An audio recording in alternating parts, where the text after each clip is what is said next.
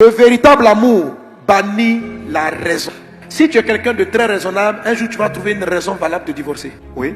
Parlez avec les gens qui veulent divorcer. Les deux ont raison. Avoir raison là, ça tue les amitiés. Parce qu'un raisonnement est basé sur un ensemble de points logiques. Comme il m'a fait ça, j'ai fait ça, donc j'ai raison. Lui aussi il dit, mais s'il ne m'est pas salué comme ça, je n'ai pas fait ça, donc j'ai raison. Maintenant Dieu dit, on s'en fout.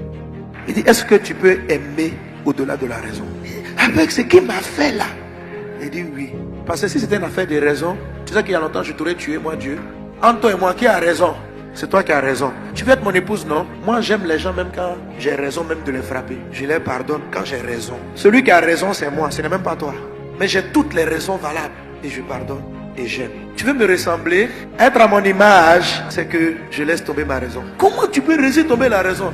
Mais ma fille, si je devais juger sur la raison, la raison c'est la loi, j'aurais tué toute la terre. Écoutez, si vous marchez avec la raison, vous n'allez jamais découvrir les hommes comme l'apôtre Pierre.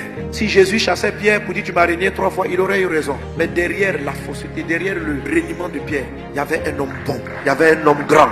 La raison empêche de découvrir quelle est la vraie nature de certaines personnes. Quelqu'un peut être faible hier, mais devenir fort demain. Nul ne connaît le fond des personnes. Parce que lui-même, sa façon de se comporter peut être une construction de tellement de frustration. Tu as raison de le chasser.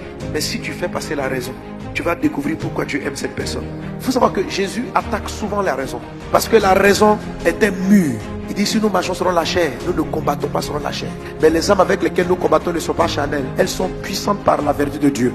Nous renversons les pensées, les forteresses, les raisonnements et toute auteur qui s'élève contre la connaissance de Dieu. Donc les raisonnements s'opposent à connaître Dieu. Mais le problème de la raison, c'est que tu as raison. Ça veut dire que si on regarde là, on a fini de juger là, tu as raison même. Maintenant, la raison là, elle est une muraille qui t'empêche de découvrir qui toi-même tu es. Quel est ton destin et de porter ton fruit. Alors à un moment donné, ta raison va te combattre. C'est pas un démon, c'est ton système de pensée.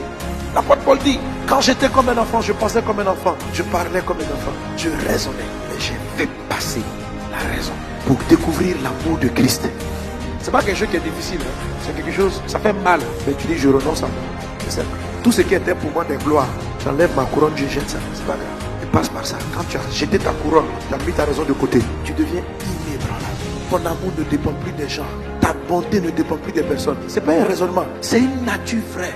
Et c'est là ton vrai toi, ta vraie nature, la femme extraordinaire que Dieu a créée, l'homme extraordinaire que Dieu a créé, existe derrière ta raison. Le champion, le héros que tu es, existe derrière tes besoins charnels, existe après ta raison. Aujourd'hui, fais passer les paroles de l'enfant, le raisonnement de l'enfant. Si tu fais ça, Christ qui est venu habiter en toi par la foi va commencer à sortir. Mais c'est ça la croix. Ce qui est difficile à crucifier, c'est la raison. Je vais crucifier impudicité, je dois crucifier mensonge, je dois crucifier le vol, je dois crucifier... On sait ça, c'est la sainteté. Quand tu vois, tu es irréprochable. Mais ce qui est compliqué, c'est la raison. Parce que la raison, tu as raison. Tu vois le truc. C'est-à-dire que toi-même tu dis, mais Dieu, quand tu vois l'histoire là, est-ce que tu n'es pas d'accord avec moi? Il dit, mais je suis d'accord. Donc, on doit aboutir à la même conclusion. Il dit, sauf qu'on n'a pas la même conclusion. On dit, ah, Seigneur, il m'a fait ça, il m'a fait ça, il m'a fait ceci. Donc, je dois le chasser. Il dit, ok, on va reprendre. Il t'a fait ça, il t'a fait ça, il t'a fait ça, il t'a fait ça. Maintenant, le donc là, c'est là que toi et moi, on n'est pas d'accord. Donc, tu dois lui pardonner. Ah, Jésus, je veux simplement que tu me tues cette raison. Comment je peux faire ça? Il dit, mais comment tu pourras aimer comme moi j'aime? Comment tu pourras pardonner? Satan travaille avec la raison logique. La raison là, c'est exactement le fruit qui était interdit à Adam et à Ève. C'est quoi le fruit? Le fruit de la connaissance du bien et du mal. Voici le fruit interdit, c'est tout. Le fruit là, c'était pas une pomme, mon frère. C'était un fruit. Dieu même dit la définition du fruit. Il dit c'est le fruit qui te permet de savoir qu'est-ce qui est mal, qu'est-ce qui est bien. C'est parce que tu sais ce qui est bien, ce qui est mal, que tu sais que quelqu'un a mal fait et tu sais ce que quelqu'un a bien fait. C'est un fruit qui donne de la connaissance. C'est pas quelque chose qu'on goûte, hein. C'est quelque chose d'intellectuel. C'est le fruit qui te permet de connaître qu'est-ce qu'on doit faire qui est correct et qu'est-ce qui n'est pas correct. C'est ça la raison. Dieu dit, quelqu'un qui marche et qui sait ce qui est bien à faire et qui sait ce qui est mal à faire, qui a raison, il va mourir. Mes amis, le fruit là, il n'était pas seulement à Éden, il est là tous les jours avec vous.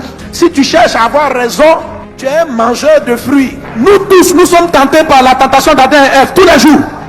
Celui qui comprend la raison du bien et du mal commence à souffrir. Il arrive à discerner qui est méchant. Il arrive à voir qui est bon. C'est beaucoup de douleur. Et ça finit par te tuer. Regarde, ton amour pour ton mari est en train de finir parce que ça te tue. Tu sais ce qui est mal et tu vois ce qu'il a fait. Tu connais sur la raison. Fais confiance à Jésus. Accepte de mourir. Accepte le fruit là. Quand tu l'arraches, il faut le jeter et tu vivras. C'est-à-dire, entre dans une dimension où tu laisses Dieu seul être le possesseur du bien et du mal. Quand je sais qui est bien, qui est mal, mes attitudes, mes choix, mes décisions, mes réactions deviennent fonction de ma raison et non de l'amour de Dieu. Ça ressemble à une défaite. Mais Jésus a dit, le grain qui tombe en terre, s'il ne meurt, il reste seul. Acceptes-tu de crucifier, d'aller à ta croix? Pouvons-nous avoir suffisamment confiance en Dieu pour crucifier notre raison?